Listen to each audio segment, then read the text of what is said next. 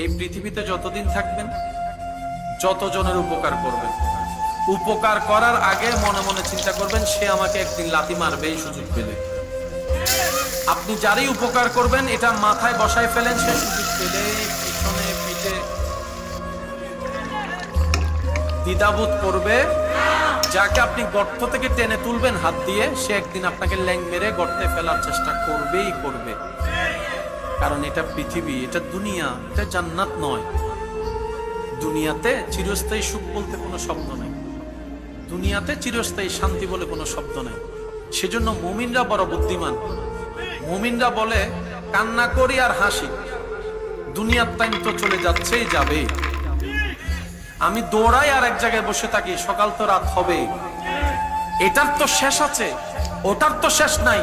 সুতরাং এই দুনিয়ার জীবন আমি সহ্য করে, ধৈর্য ধরে, শুকরিয়া করে, কোন রকম কাটাই ফেলে ইবাদত করে, ইমানটা ঠিক রেখে আল্লাহ তাআলা আমাকে হাসরের ময়দানে পরকালীন জীবনে এমন নিয়ামত দান করবেন যেটার কোনো শেষ নাই, সেটার কোনো শেষ নাই, যে নিয়ামতের সুখের শান্তির কোনো অভাব নাই। সুবহানাল্লাহ।